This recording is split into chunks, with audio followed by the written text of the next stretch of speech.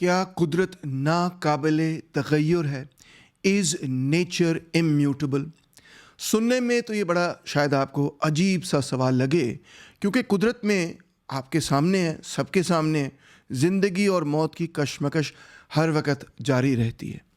مگر جب آپ ان فلاسفرز کو پڑھیں گے جن کا تعلق میڈیول پیریڈ سے ہے، تو آپ حیران ہوں گے یہ سن کے کہ ان کے نقطہ نظر میں زندگی موت اگرچہ قدرت کے اندر ہمیں نظر آتی ہے، مگر تمام کی تمام قدرت ایک ڈیوائن پلان کو فالو کرتی ہے، اور وہ ڈیوائن پلان امیوٹیبل ہے، ناقابل تغیر ہے، اس میں تبدیلی نہیں آ سکتی۔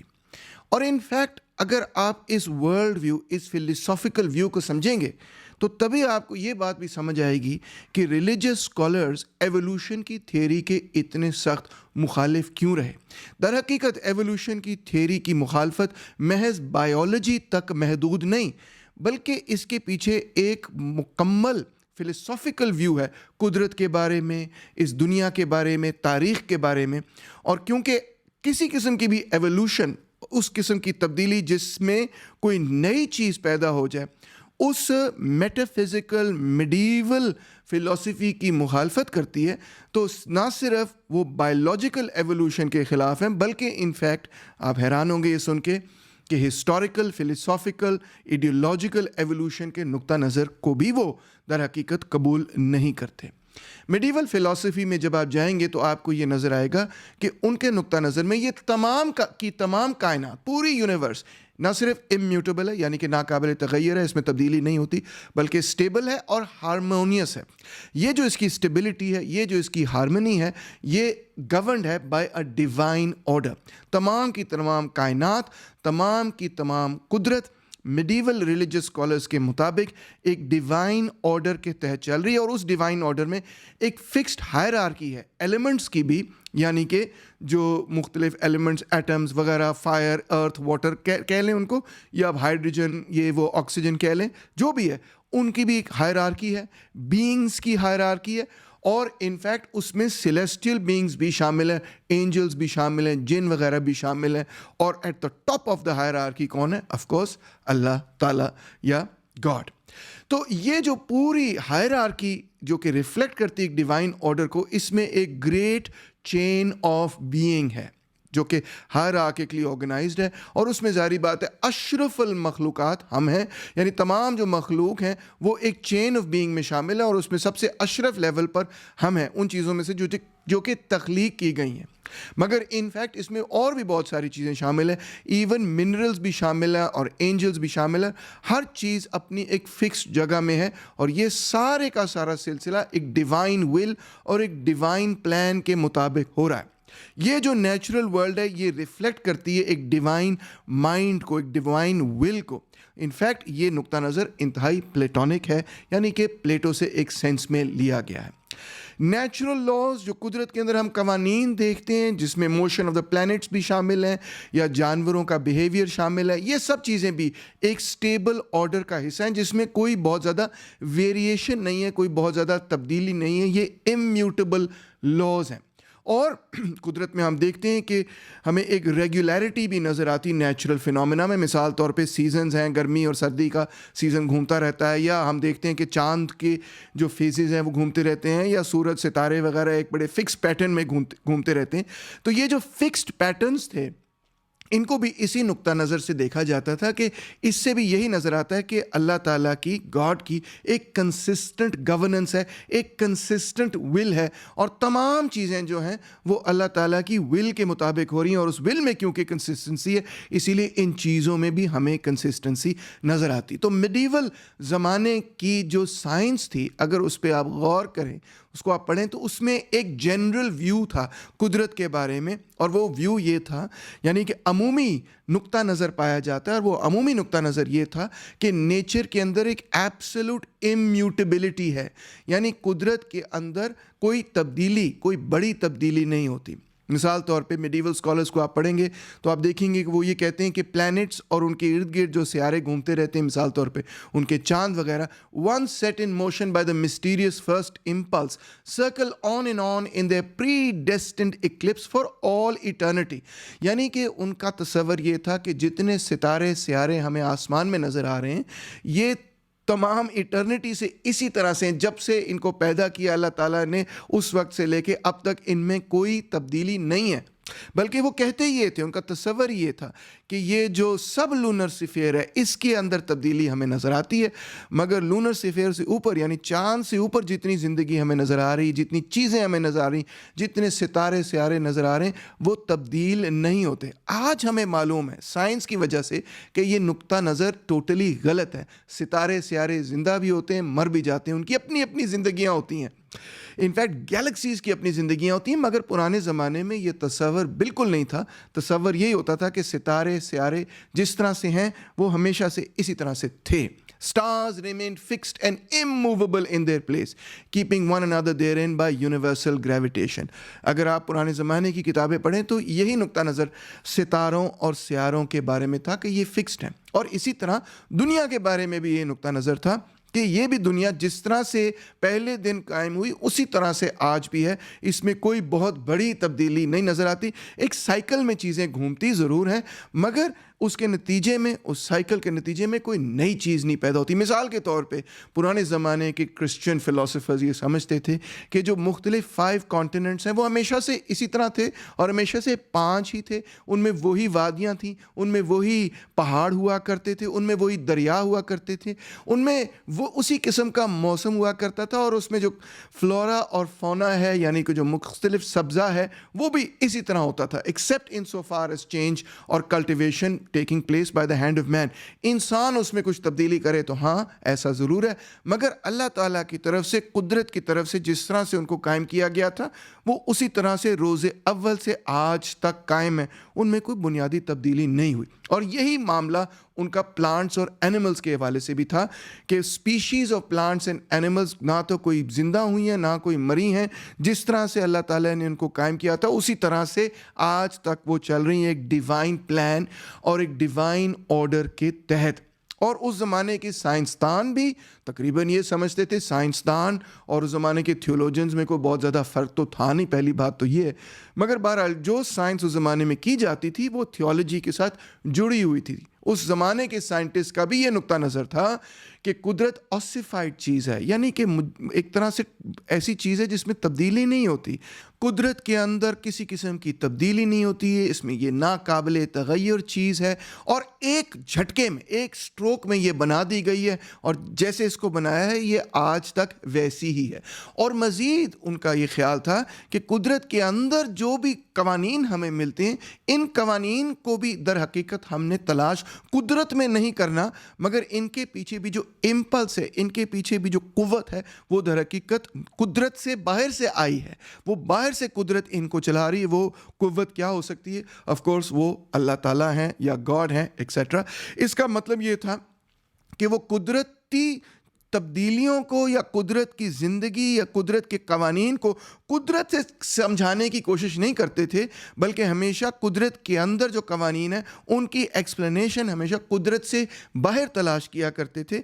इसी सेंस में उस ज़माने की साइंस थियोलॉजी के साथ जुड़ी हुई थी। साइंस तो बल्कि शुरू ही तब होती है जब वो कुदरत के कवानीन कुदरत से ही तलाश करती है। तो दिलचस्प बात यह कि ये नुक्ता नज़र चर्च के अंदर कहाँ से आया, और अगर दूसरे मज़ाहिब में आया तो वो भी कहाँ से आया। चर्च के हवाले से तो मैं आपको बता सकता हूँ कि जिस तरह से चर्च ने जियोसेंट्रिक सोलर सिस्टम टॉलेमी से, ग्रीक से हासिल किया, बिल्कुल इसी तरह से उन्होंने ये नुक्ता नज़र कि कुदरत इम्यूटेबल है, इसमें तब्दीली नहीं होती, ये भी उन्होंने ग्रीक से ही हासिल किया। ये नुक्ता नज़र उन्होंने जब ग्रीक से हासिल कर लिया तो उन्होंने कहा कि ये हमारी थियोलॉजी का, हमारे मज़हब का अहम हिस्सा बन चुका है। और उसके बाद उसको चैलेंज करने का मतलब ये था कि मज़हब को या दीन को बजाते खुद चैलेंज करना। और मैं आपको दिलचस्प बात बताऊं कि ऐसा ही प्रोसेस इस्लाम के अंदर भी हुआ और आज भी बल्कि जारी है, इस शक्ल में कि हम ये देखते हैं कि जो क्रिश्चियन फंडामेंटलिस्ट लिटरेचर प्रोड्यूस होता है, जिसके अंदर उनका ये तसव्वुर है कि कुदरत के अंदर तब्दीली नहीं होती, जौन सी स्पीशीज़ अल्लाह ताला ने पैदा कर दी वही आज तक एग्जिस्ट कर रही हैं। कोई नई स्पीशीज़ ना तो पैदा हो सकती हैं ना कभी हुई हैं। कोई पुरानी स्पीशीज़ जो है एक्सटिंक्ट नहीं हुई, अगर हुई हैं तो दोबारा से पैदा अल्लाह ताला कर देंगे उनको। ये सारा नुक्ता नज़र क्रिश्चियन फंडामेंटलिस्ट इंस्टीट्यूट जिस तरह डिस्कवरी इंस्टीट्यूट है, ऐसे इंस्टीट्यूट्स में सोशल मीडिया के ज़रिए फैलता है और फिर उस सोशल मीडिया के ज़रिए हमारे तक भी पहुंचता है। सिर्फ उसको थोड़ा सा इस्लामी टच दे दिया जाता है ताकि ये कहा जाए कि ये तो दर हकीकत इस्लाम का नुक्ता नज़र है। इनफैक्ट आपको दिलचस्प बात ये बताऊं, अगर आप ग्रीक फ़लसफ़ा पढ़ें तो आपको पता ये चलेगा कि ये नुक्ता नज़र क्रिश्चियनिटी में भी और इस्लामिक स्कॉलरशिप में भी दर हकीकत ग्रीक से आया, मगर आज हम इसको ऐसे ही तसव्वुर करते हैं जैसे ये हमारे दीन का एक अहम तरीन हिस्सा है और इसको हम छोड़ने के लिए तैयार नहीं। मैं उसका सबूत आपके सामने रखूँगा कि प्लेटो का ये नुक्ता नज़र था कि जितनी भी मुख्तलिफ़ चीज़ें हमें इस कुदरत में मिलती हैं, उनकी एसेंसेस, उनकी फॉर्म्स, यानी कि उनकी एक तरह से जो परफेक्ट शक्ल है वो हमें एक मेटाफिज़िकल रेल्म में मिलेगी। मेटाफिज़िकल रेल्म से मुराद ये है कि इस फिज़िकल रेल्म से ऊपर, यानी एक ऐसी दुनिया जहाँ पे सिर्फ और सिर्फ तस्वुरात ही एग्जिस्ट करते हैं। तो यानी कि जो घोड़ा है, घोड़े का तस्वर एक तस्वुराती दुनिया में है और वहाँ पे उस तस्वुराती दुनिया में घोड़े का जो तस्वर है वो बिल्कुल परफेक्ट तस्वर है, परफेक्ट घोड़ा है और उसके हवाले से इस दुनिया के मादे से घोड़ा बनता है और वो घोड़ा परफेक्ट घोड़ा नहीं होता, उसमें कुछ इम्परफेक्शंस होती हैं। एक काला होता है तो एक सफ़ेद होता है तो एक ऐसे होता है एक वैसे होता है, उनमें कुछ तब्दीलियां वगैरह होती हैं, मगर उनकी जो भी परफेक्ट शक्ल है वो आपको उसका तस्वर आपको एक तस्वराती दुनिया में मिल सकता है। और दिलचस्प बात यह है कि वो जो तस्वरात हैं, घोड़े का तस्वर हो या वो रैबिट का हो या वो बिल्ली का हो या वो कुत्ते का हो या वो ट्रायंगल का हो या वो रेक्टेंगल का हो, उस तस्वराती दुनिया में वो टाइमलेस है, वो तब्दील नहीं हो सकता। उस मेटाफिजिकल रेल्म में वो एक ऐसी चीज़ है जो कि अनचेंजिंग है। ट्रायंगल का तस्वर तब्दील नहीं हो सकता, उसका तस्वर तब्दील नहीं हो सकता। यहाँ पे अगर आप एक ट्रायंगल बनाएं तो वो तब्दील हो सकता है, वो टूट सकता है, वो ख़राब हो सकता है, वो परफेक्ट नहीं हो सकता, एंड सो ऑन। तो इसी तरह से प्लेटो का ये ख्याल था कि हर जानवर, हर चीज़ का एक तस्वर है जो अपनी परफेक्ट शक्ल के अंदर मेटाफिज़िकल दुनिया में एग्जिस्ट करता है और वो मेटाफिज़िकल दुनिया जो है उसमें किसी किस्म की कोई तब्दीली नहीं होती, वो इटर्नल है, वो टाइमलेस है। और उस लिहाजा इन तमाम चीज़ों को जो हम देखते हैं इस दुनिया में, चाहे वो कुर्सियाँ हो, मेज़ें हो, जो मर्ज़ी हो, आसमान हो, ज़मीन हो, सितारे हो, सयारे हो, जितनी चीज़ें हमें अपनी आंखों से नज़र आती हैं जो मादे की बनी हुई हैं, इनके तस्वरात एक तस्वराती दुनिया में एग्जिस्ट करते हैं और वो तस्वरात तब्दील नहीं होते, वो परफेक्ट होते हैं, वो टाइमलेस होते हैं। इसी कॉन्सेप्ट को एरिस्टोटल ने भी आगे बढ़ाया, जिसने बहुत बड़ी स्टडी की नेचर की, और एंशिएंट दुनिया में कुदरत की और नेचर की सबसे तफसीली स्टडी करने वाला शख्स बेसिकली एरिस्टोटल है। यही वजह है कि एरिस्टोटल का जो नेचुरल साइंटिस्ट हैं उन पर बहुत गहरा असर हुआ, क्रिश्चियन साइंटिस्ट पर भी और मुसलमान साइंटिस्ट पर भी। इनफैक्ट दिलचस्प बात यह भी है कि पहले मुसलमान साइंटिस्ट पे ज़्यादा गहरा असर हुआ, क्योंकि ज़्यादातर लिटरेचर जो एरिस्टोटल का था वो क्रिश्चियनिटी तक भी और क्रिश्चियंस तक भी मुसलमानों ने ही पहुँचाया। ज़्यादातर ट्रांसलेशंस हमने की और फिर अरबिक ज़बान से लैटिन में ट्रांसलेशंस हुई और वहाँ से फिर वो क्रिश्चियनिटी में फैला। खैर, ये कहानी मैं आपको हिस्ट्री ऑफ फिलॉसफी में भी सुना चुका हूं। अब एरिस्टोटल और प्लेटो का सिर्फ इतना फ़र्क था कि एरिस्टोटल ये कहता था कि जो इन चीज़ों की फॉर्म्स हैं, इन चीज़ों की एसेंसेस हैं, वो एक मेटाफिजिकल वर्ल्ड में नहीं है बल्कि इन चीज़ों के अंदर वो पाई जाती हैं।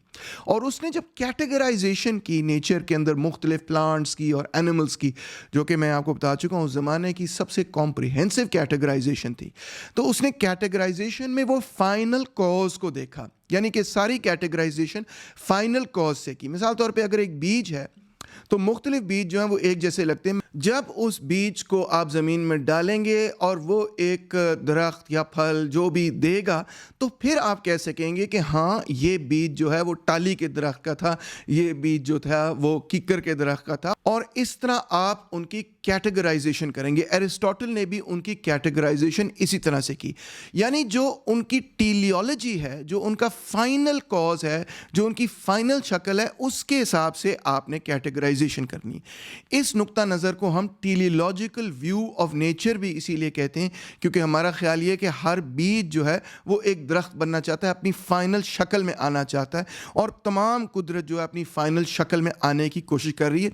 और کرسچنز نے اسی آئیڈیا کو لے کے یہ کہا کہ وہ جو فائنل شکل ہے وہ ایک ڈیوائن پلان کے مطابق ہے، ایک آرڈر کے مطابق. جس شخص نے یہ کام کیا ان کا نام تھا ٹامس اکوائنس. انہوں نے ارسطو کے خیالات کو لے کے کرسچینٹی کے ساتھ جوڑ دیا اور انہوں نے یہ کہا کہ اللہ تعالیٰ کا ایک ایٹرنل انچینجبل ڈیوائن پلان ہے اور اسی کے مطابق ساری قدرت چل رہی ہے. اور یہ ٹیلیولوجیکل ویو تھا پوری قدرت کا کہ چوہے اس لیے بنائے گئے ہیں تاکہ بلیاں ان کو کھا سکیں، اور چیزیں اس لیے بنائی گئیں تاکہ چوہے ان کو کھا سکیں، and so on so forth. ہر چیز ایک دوسرے کے ساتھ اس طرح سے جڑی ہوئی ایک ڈیوائن پلان میں. تو اکوائنس کا یہ خیال تھا کہ جو لاز آف نیچر ہیں وہ بھی ڈیوائن پلان کے مطابق ہیں، وہ بھی ڈیوائنلی ordained ہیں. اور اس کا مطلب یہ تھا کہ انڈیویجول نیچرل ایونٹس تو ہو سکتے ہیں اور ان میں تبدیلیاں آ سکتی ہیں، مگر جو اوور آرچنگ آرڈر ہے پوری کاسموس کا، پوری کائنات کا، وہ بالکل طے شدہ ہے، وہ بالکل فکسڈ ہے، وہ بالکل تبدیل نہیں کیا جا سکتا، کیونکہ وہ اللہ تعالیٰ کی پرفیکٹ وزڈم کو ریفلیکٹ کرتا ہے. اور اگر وہ تبدیل ہوگا تو وہ پرفیکٹ نہیں ہوگا اور اللہ تعالیٰ کی پرفیکٹ وزڈم کو ریفلیکٹ نہیں کرے گا. جو اللہ تعالیٰ کا پرفیکٹ وزڈم ہے وہ ایک طرح سے ٹائم لیس ہے، اسی طرح سے ٹائم لیس ہے جس طرح کے پلیٹو کی ایسنسز ٹائم لیس ہیں، اور اسی کی بنیاد پہ یہ دنیا قائم ہوئی ہے، اسی ڈیوائن پلان اور پرفیکٹ وزڈم کی بنیاد پہ. اور دنیا میں ہاں کچھ خرابیاں ہیں، اس میں کوئی شک نہیں، کیونکہ وہ ظاہری بات ہے ٹوٹلی اور 100% اس پلان کو ریفلیکٹ نہیں کر سکتی، مگر وہ ڈیوائن وزڈم اور پلان کبھی تبدیل نہیں ہوتا کیونکہ وہ ٹائم لیس ہے، کیونکہ اللہ تعالیٰ کی نالج بھی ٹائم لیس ہے. تو اس طرح ہمیں یہ سمجھ آیا کہ میڈیول جو آؤٹ لک تھا کرسچینٹی اور اسلام کے اندر بھی to a very large extent, وہ یہ تھا کہ قدرت ایبسلیوٹلی امیوٹیبل ہے، اس میں تبدیلی نہیں ہو سکتی، یہ ناقابل تغیر چیز ہے. ہیگل نے اسی اپروچ کو نام دیا میٹا فزکس کا. میٹا فزکس کا نام ہیگل نے کیوں دیا؟ کچھ اور نام بھی دے سکتا تھا، وہ اسی لیے اس نے نام دیا کیونکہ جو اس زمانے کے گریک فلاسفرز تھے ان کے مطابق جو میٹا فزیکل ریلم تھی، فزیکل ریلم میں چھوٹی موٹی تبدیلیاں میں نظر آتی ہیں، مگر جو میٹا فزیکل ریلم تھی اس میں کوئی تبدیلیاں نہیں نظر آتی تھیں. تو میٹا فزکس سے ہیگل کی مراد یہ تھی کہ دنیا کا ایک ایسا کنسیپشن جس میں کوئی تبدیلی ہی نہ ہو، اور ہیگل سمجھتا تھا کہ یہ بات بالکل غلط ہے. مگر ہیگل تو بہت بعد میں آیا، اس سے پہلے بہت بڑی بڑی تبدیلیاں یورپ کے اندر ہونی شروع ہو گئی تھیں. سب سے بڑی تبدیلی تو یہ کہ یورپ نے رینیسانس کو ایکسپیرینس کیا، جس کو ترقی پسند لوگ آج بھی کہتے ہیں کہ وہ ایک بہت بڑا پروگریسو ریولوشن تھا. انفیکٹ وہ کہتے ہیں کہ انسانی تاریخ میں ایک one of the greatest progressive ریولوشنز تھا. کیوں؟ اس میں چرچ کی ڈکٹیٹرشپ، خیالات کے اوپر، آئیڈیاز کے اوپر ڈکٹیٹرشپ، آمریت ختم ہوئی، اور اس آمریت کے ختم ہونے کے نتیجے میں لیٹنز نے یعنی اٹیلینز نے سب سے پہلے عربوں سے سیکھنا شروع کیا، عرب تھاٹ کو اپنایا، عربوں سے انہوں نے بہت سارا نیا فلسفہ سیکھا اور اس کو پرانی گریک فلسفی کے ساتھ جوڑتے ہوئے ایک بہت بڑی رینیسانس ہوئی. یہ دیکھیں، یہ ہمیشہ میں تصویر دکھاتا ہوں اپنے فلسفی کے لیکچرز میں بھی. یہ سسٹین چیپل کے اندر اسکول آف ایتھنز کی پورٹریٹ ہے، اور اس کے اندر آپ سقراط کو بھی دیکھ سکتے ہیں، اور سقراط کے شولڈر کے اوپر آپ دیکھیں گے کہ کون دیکھ رہا ہے؟ بل ابن رشد. یعنی کہ یہ ان کی ایک سیکرٹ چرچ کے اندر ایک سیکرٹ ترین قسم کی پینٹنگ ہے جو ریفلیکٹ کر رہی ہے کہ کس طرح سے کرسچینٹی نے اور یورپ نے ان پورے ایتھنز کے فلسفر سے سیکھا، اور ایتھنز کے فلسفرز میں انہوں نے ابن رشد کو بھی شامل کیا. تو یہ دلچسپ قسم کی بات ہے. یہ جو تبدیلی تھی یہ جرمنی کے اندر جب ہوئی تو انہوں نے اس کو نام دیا ریفارمیشن کا. جب یہ اٹلی کے اندر ہوئی تو انہوں نے اس کو نام دیا کنکویسنٹو کا، اور جب یہ اوور آل یورپ کے اندر پھیلی تو انہوں نے اس کو نام دیا رینیسانس کا. اور اسی رینیسانس کے نتیجے میں بیسکلی جو last half of the 15th century ہے، اس کے بعد ہم دیکھتے ہیں کہ سائنس، ماڈرن سائنس کی جرنی شروع ہوئی، جس کو ہم کہتے ہیں دا سائنٹیفک ریولوشن، جس کے ایک بہت بڑے آئیکن یہاں پہ ہیں گیلیلیو گیلیلی.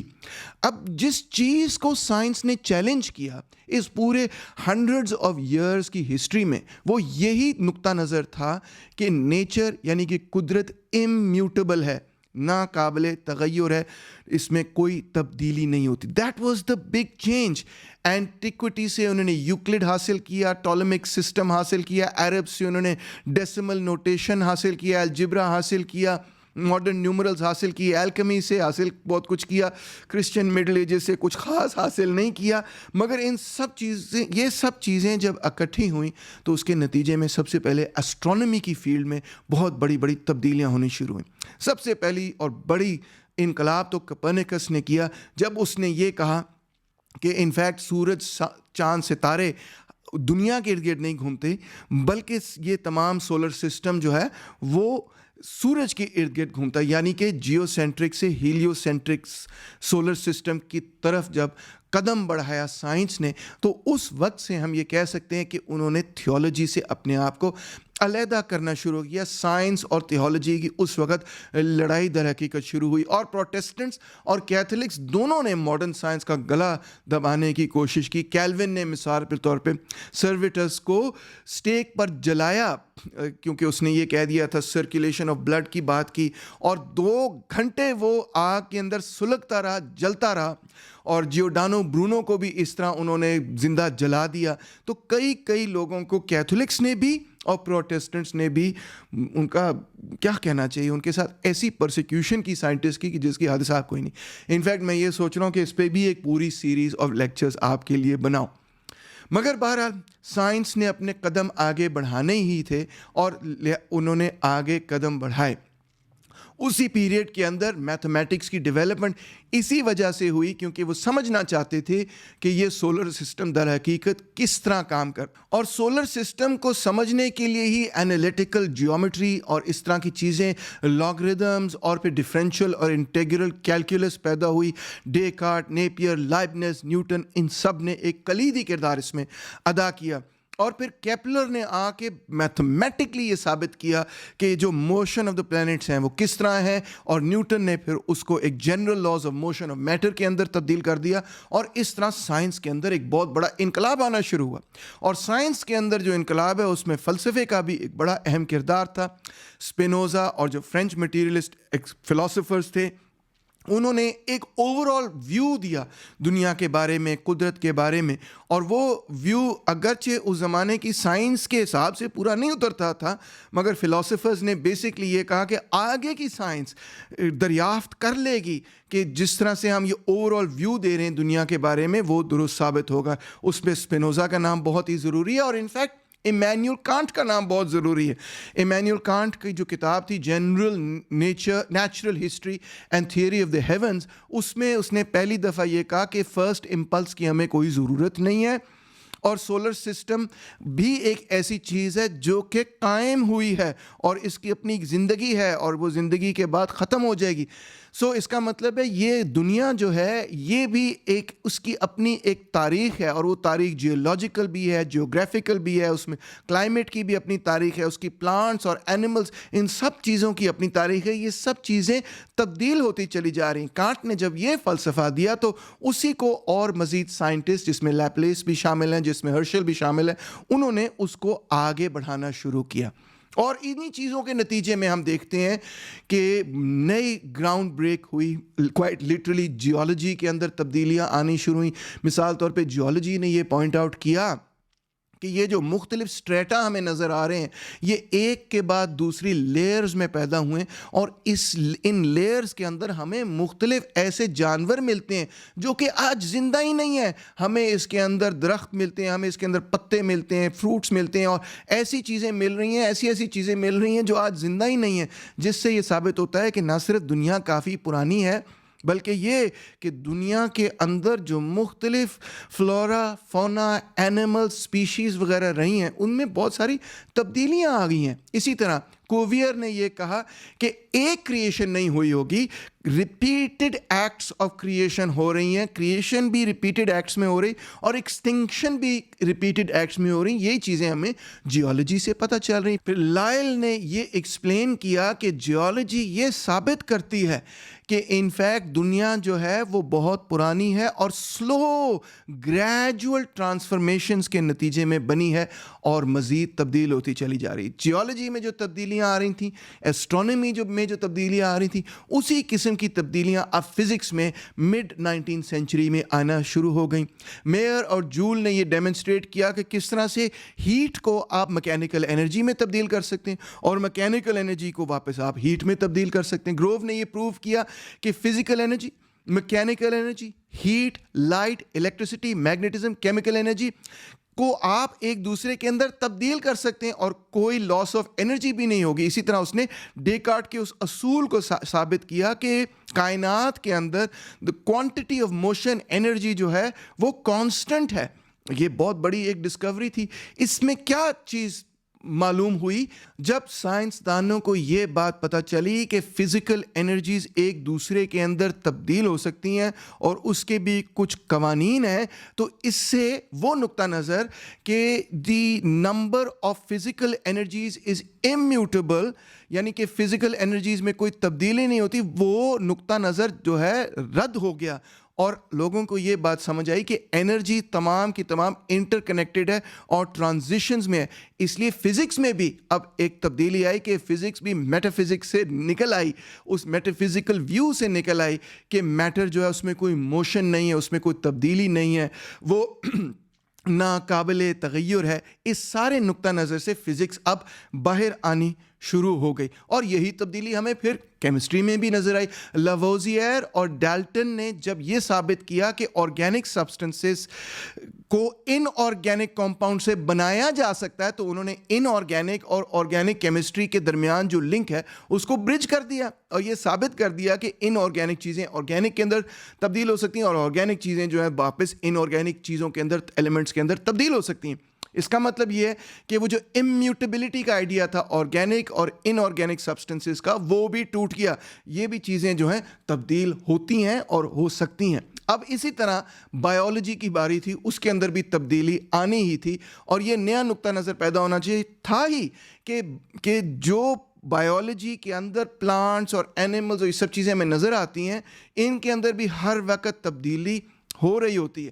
اور یہ اس وقت کام شروع ہوا پہلی دفعہ جب لوگوں نے ایسے نئے آرگنزمز ڈسکور کیے جن کو نہ آپ پلانٹس میں کیٹیگرائز کر سکتے تھے اور نہ کہہ سکتے تھے یہ جانور ہیں. وہ جانور بھی لگتے تھے اور وہ پلانٹس بھی لگتے تھے. اس کی وجہ سے ایک بہت بڑا کرائسس پیدا ہو گیا کہ کیٹیگرائزیشن اگر کی جاتی ہے پلانٹس اور اینیملز کی, تو وہ کس طرح سے کی جائے. اس میں سی ایف ولف نے 1759 میں پہلی ایسی کتاب لکھی جس میں اس نے یہ کہا کہ سپیشیز فکسڈ نہیں ہیں, انفیکٹ سپیشیز جو ہیں وہ تبدیل ہوتی رہتی ہیں. اور پہلی دفعہ اس نے یہ تصور دیا دا تھیوری آف ڈسینٹ کا, کہ یعنی کہ سپیشیز کے اندر نہ صرف تبدیلی ہے بلکہ ایک سپیشیز سے دوسری سپیشیز نکل سکتی ہیں. اس آئیڈیا کو لارنس اوکن نے آگے بڑھایا. اس نے جب ایک واسٹ ورک تیار کیا, کئی والیومز کا ورک تھا, جس میں اس نے تمام اینیملز کو کیٹیگرائز کرنے کی کوشش کی, مگر اب اس نے کیٹیگرائزیشن اینیملز کی کس طرح سے کی, ان کے سینس آرگنز کے ذریعے, یعنی کن کن کی آنکھیں ہیں, کن کن کے ناک ہیں وغیرہ, and so on so forth. اور اس طرح اس نے ڈیمونسٹریٹ کیا انفیکٹ کہ نیچر میں, قدرت میں ایک یونٹی بھی ہے اور انٹر کنیکٹڈنس بھی ہے. مختلف سپیشیز جو ہیں آپس میں ایک دوسرے کے ساتھ بڑا گہرا تعلق رکھتی ہیں. اس آئیڈیا کو اب جان بیپٹسٹ لامارک نے آگے بڑھایا اور اس نے یہ کہا کہ انفیکٹ یہ جو مختلف سپیشیز ہیں یہ ایکوائرڈ کیریکٹرسٹکس کی وجہ سے ڈیولپ ہوتی ہیں. ایسے ایکوائرڈ کیریکٹرسٹک, ایسے خصلتیں جو کہ آپ نے اپنی زندگی میں اپنے بدن کے استعمال سے حاصل کی ہیں, وہ آپ اپنے بچوں میں منتقل کر دیتے ہیں اور اس کی وجہ سے نئی قسم کی سپیشیز پیدا ہوتی ہیں. یہ تصور درست تو ثابت نہیں ہوا مگر ایک ریولوشنری تصور ضرور تھا. پھر اسی آئیڈیا کو آگے کرل ارنسٹ وان بیئر نے آگے پہنچایا اور اس نے یہ ڈیمونسٹریٹ کیا کہ تمام جو ورٹیبرے ایمبریوز ہیں ان کا ایک کامن سٹرکچر ہے. لہٰذا اس نے یہ کہنا شروع کیا کہ ان کی ایک شیئرڈ اینسسٹری ہوگی لازمی, کیونکہ ان کا ایمبریونک سٹرکچر بہت سملر ہے. انہی خیالات کو پھر فائنلی چارلز ڈارون نے اپنی اوریجن آف دا اسپیشیز میں لکھا. اور آپ غور کریں کہ چارلز ڈارون اپنی اوریجن آف دا اسپیشیز کے پہلے پیراگراف میں انٹروڈکشن میں کیا لکھتا ہے. کیا اس کا مین تھیسس ہے. شاید آپ کا یہ خیال ہے کہ اس کا مین تھیسس یہ ہے کہ انسان بندروں سے نکلا ہے, مگر اس کا مین تھیسس اس نے خود یہاں پہ لکھا ہوا ہے, آپ پڑھیں. I will here give a brief sketch of the progress of the opinion on the origin of species. یعنی میں آپ کو بتاؤں گا کہ میرے سے پہلے لوگوں کا کیا نقطہ نظر تھا origin of species پہ. Until recently, the great majority of naturalists believed that species were immutable productions and had been separately created. یعنی کہ چند سالوں سے قبل اگر آپ دیکھیں کہ نیچرلسٹ کیا کہہ رہے تھے, جو نیچر کو اسٹڈی کرتے ہیں وہ کیا کہہ رہے تھے, تو ان کا نقطہ نظر یہ تھا کہ جو مختلف سپیشیز ہمیں, مختلف جانور ہمیں نظر آتے ہیں, یہ امیوٹیبل ہیں اور علیحدہ علیحدہ بنے ہیں. اسی آئیڈیا کو ڈارون نے در حقیقت چیلنج کرنا تھا. ڈارون آگے اپنا تھیسس خود پریزنٹ کرتے ہیں, کہتے ہیں I am fully convinced that species are not immutable. یعنی اسپیشیز جو ہیں وہ تبدیل ہو سکتی ہیں, ایک اسپیشیز دوسری اسپیشیز میں تبدیل ہو جاتا ہے, but that those belonging to what are called the same genera are lineal descendants of some other and generally extinct species in the same manner as the acknowledged varieties of any one species are the descendants of that species. سمجھے, یعنی کہ ایک species سے دوسری species نکلتی ہیں. ہو سکتا ہے وہ جو پرانی سپیشیز جس سے نئی سپیشیز نکلی ہیں وہ اب ختم ہو گئی ہیں, اسی لیے ہمیں پتہ نہیں چلتا کہ یہ نئی سپیشیز کہاں سے پیدا ہوئی ہے, کیونکہ جو سپیشیز نے اس کو جنم دیا وہ خود اب ختم ہو گئی. یعنی کہ زندگی ایسے ہی ہے جیسے کہ مختلف قسم کی برانچز ایک ٹری ٹرنک سے نکل رہی ہوں, مختلف قسم کی شاخیں ایک ہی پودے سے نکل رہی ہوں. آگے ڈارون لکھتے ہیں, غور سے سنیں, وہ لکھتے ہیں furthermore I am convinced that natural selection has been the most important but not the exclusive means of modification.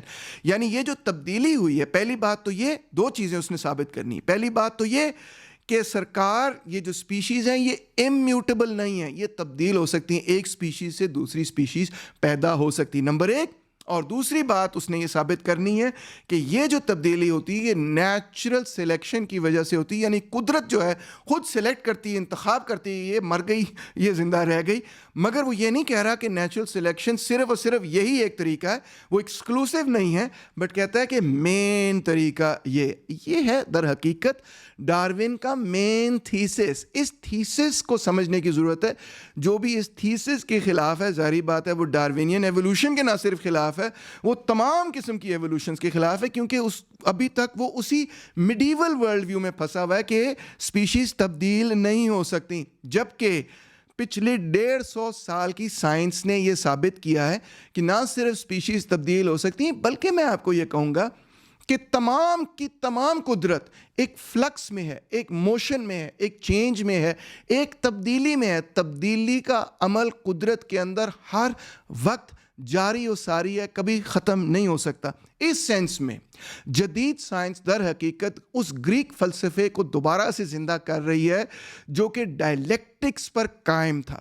Dialectics کا مطلب یہ ہے کہ میٹر کے اندر, قدرت کے اندر ہر وقت تبدیلی ہو رہی ہوتی ہے.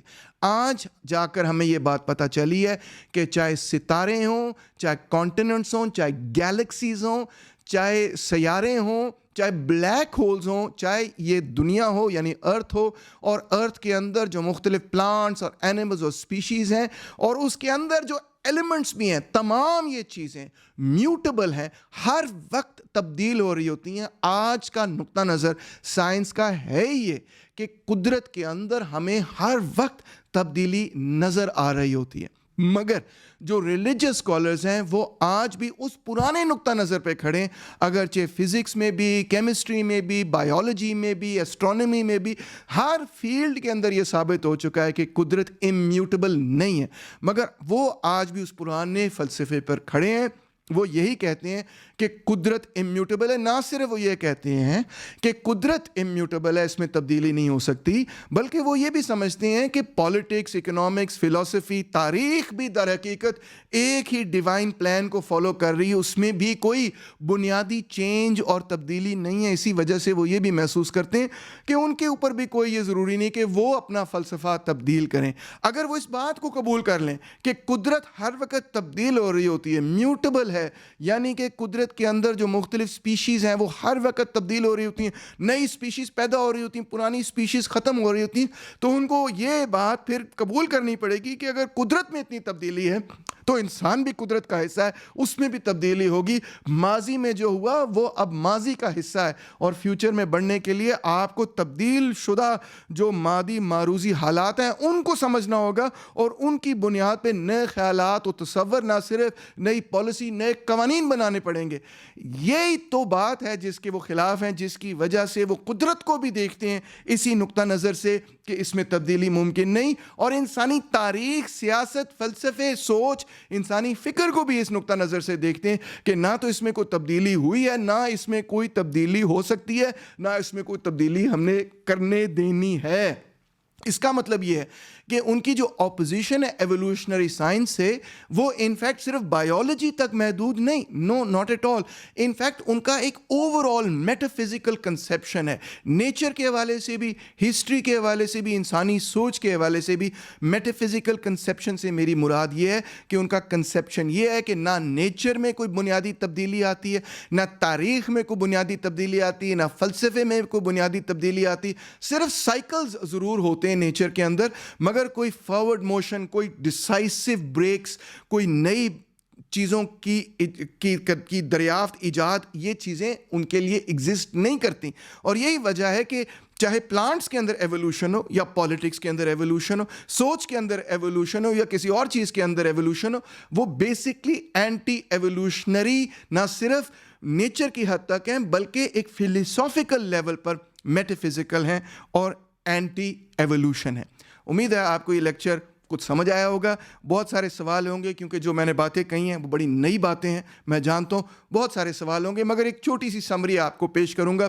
وہ یہی ہے کہ ایک میٹافزیکل ویو گریکس کے زمانے سے اکوائنس اور ان جیسے مختلف لوگوں نے کرسچین تھیولوجی کے ساتھ جوڑا۔ وہ فنڈامنٹلسٹ موومنٹ آج بھی ویسٹ کے اندر زندہ ہے، اس کی انٹلیکچوئل آؤٹ پٹ کو دیکھا دیکھی ہمارے بھی کچھ اسلامک انفلوئنسز اسے متاثر ہو کے سمجھتے ہیں کہ یہی در حقیقت اسلام کا بھی نقطہ نظر ہے، اور اس کو بڑا فورسفلی پلیڈ کرتے ہیں۔ نہ تو شاید یہ اسلام کا نقطہ نظر ہے، نہ ہی یہ کرسچینٹی کا نقطہ نظر ہے، در حقیقت یہ ان دونوں سے بھی ایک پرانی قسم کی سائنس ہے۔ یہ گریکس کا نقطہ نظر تھا، اور اسلامک اسکالرز اور کرسچن اسکالرز نے اس نقطہ نظر کو گریک سے ہی بالکل اسی طرح حاصل کیا جس طرح سے اسلامک اسکالرز نے گریک سے یہ نقطہ نظر حاصل کیا کہ جو سولر سسٹم ہے وہ دنیا کے ارد گرد گھومتا ہے، جبکہ آج ہمیں اچھی طرح معلوم ہے کہ سولر سسٹم دنیا کے ارد گرد نہیں گھومتا بلکہ سورج کے ارد گرد گھومتا ہے۔ مگر کیونکہ یہ چیزیں اب دین کے ساتھ جوڑ دی گئی ہیں، مذہب کے ساتھ جوڑ دی گئی ہیں، تو لہٰذا ہم ان کے بارے میں کلیئرلی سائنٹیفکلی نہیں سوچ پاتے۔ کیونکہ ہم یہ سمجھتے ہیں کہ اگر ہم نے تھیوری آف ایوولوشن قبول کر لی تو اس کا مطلب یہ ہے کہ ہم اپنے مذہب کے دائرے سے ہی فارغ ہو جائیں گے۔ اس سوچ کو چھوڑنے کی ضرورت ہے، اور یہ دیکھنے کی ضرورت ہے کہ تھیوری آف ایوولوشن اپنے میرٹ پر درست ہے یا نہیں۔ بہت شکریہ۔